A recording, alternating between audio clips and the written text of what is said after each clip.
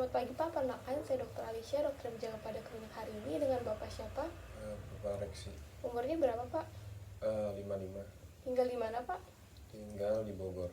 Hari ini saya akan melakukan pemeriksaan fisik pada jantung Bapak. Nah, pada pemeriksaan ini saya akan memerlukan Bapak untuk melepas pakaian atas Bapak. Akan tetapi saya akan memastikan bahwa dalam pelaksanaannya saya akan melaksanakannya secara seprofesional mungkin. Apakah Bapak bersedia? Yes. Sebelumnya, saya cuci tangan terlebih dahulu. Selanjutnya, saya akan membantu pasien untuk berbaring. Silakan Pak, untuk berbaring. Kemudian, kepala pasien diberikan bantal dan dimiringkan dengan ketinggian 30 derajat. Kemudian, untuk posisi pemeriksaan sendiri terletak di kanan pasien. Saya akan memeriksa vena jugularis pasien, di mana pasien akan diminta berbaring dalam posisi yang nyaman. Kemudian kepala pasien ditinggikan 30 derajat. Kemudian saya akan minta pasien untuk meletakkan kepala lawan arah dengan posisi saya. Kemudian saya akan menyenterkan ke arah vena jugularisnya untuk mengidentifikasi vena jugularis internal. Akan tetapi jika tidak diidentifikasi, maka saya dapat menggunakan vena jugularis eksternal. Saya akan mengidentifikasi titik tertinggi pulsasi vena jugularis, kemudian saya akan meletakkan penggaris panjang secara horizontal dari titik ini dan juga penggaris segitiga secara vertikal dari sudut sternalis. Kemudian saya akan menghitung jarak vertikal di atas sudut sternum, di mana sudut sternum umumnya berjarak 5 cm di atas atrium kanan.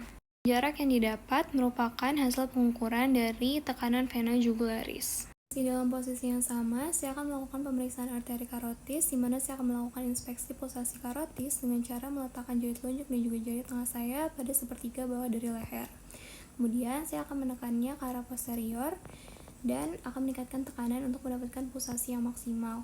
Setelah melakukan palpasi, saya juga akan merasakan apakah adanya trill atau getaran halus. Untuk mendengarkan bruit dari arteri karotis, saya akan menggunakan bagian diafragma dari stetoskop, di mana saya akan meletakkan bagian diafragma tersebut pada area karotis.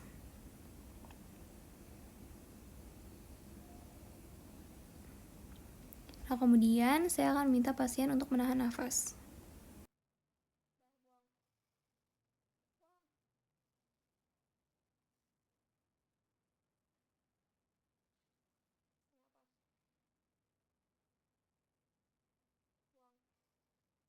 Selanjutnya, saya akan melakukan pemeriksaan arteri brachialis, di mana saya akan meletakkan lengan pasien dalam posisi yang rileks dengan telapak tangan menghadap ke atas. Saya akan memfleksikan siku tangan pasien pada derajat tertentu untuk mendapatkan relaksasi yang optimal. Nah, kemudian saya akan meletakkan tangan saya di bawah siku pasien dan dengan menggunakan jari telunjuk dan jari tengah, saya akan merasakan pulsasi dari arteri brachialis yang terletak di medial dari tendon bicep.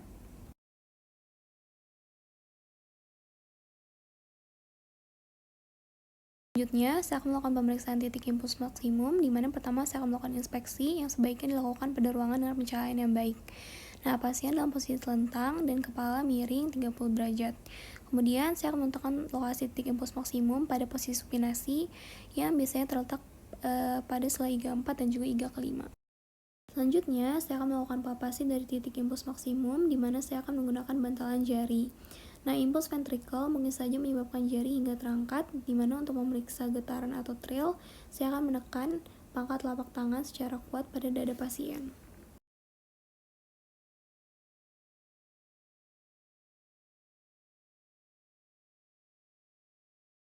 Saya akan memeriksa titik impuls maksimum pada area ventrikel kiri, di mana masih dalam posisi telentang untuk menentukan titik impuls maksimum tersebut. Jika saya tidak berhasil menentukannya, maka saya akan minta pasien dalam posisi lateral dekubitus kiri. Nah, saya akan minta pasien untuk membuang napas secara penuh dan menahan napas beberapa saat.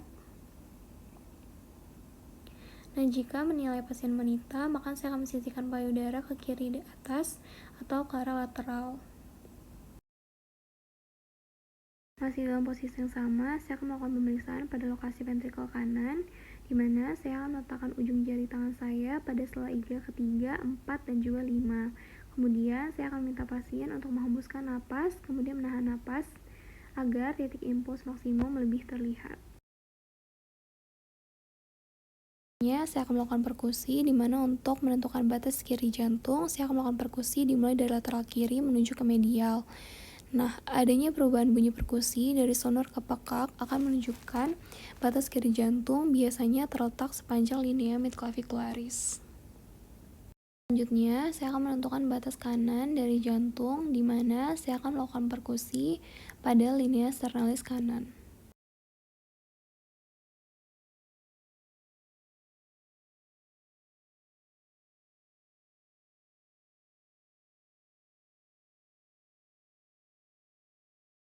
Dan untuk menentukan batas atas dari jantung, saya akan melakukan perkusi pada sela iga kedua.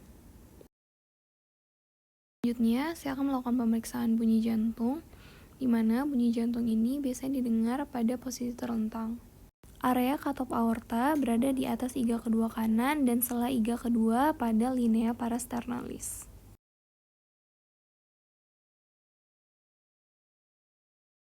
Area katup mitral berada di sela iga kelima pada linea midclavicularis kiri. Sedangkan area katup trikuspid berada di sternum pada perbatasan antara korpus sternum dengan processus xiphoideus. Terakhir, saya akan melakukan pemeriksaan pada ekstremitas untuk memeriksa apakah adanya pitting edema, di mana saya akan menekan jemari pada area dependen seperti tulang kering selama 2-3 detik. Nah, jika adanya edema pitting, maka jari akan tenggelam dalam jaringan dan ketika dilepaskan bekas jari akan tetap ada, sedangkan pada pasien tidak ada.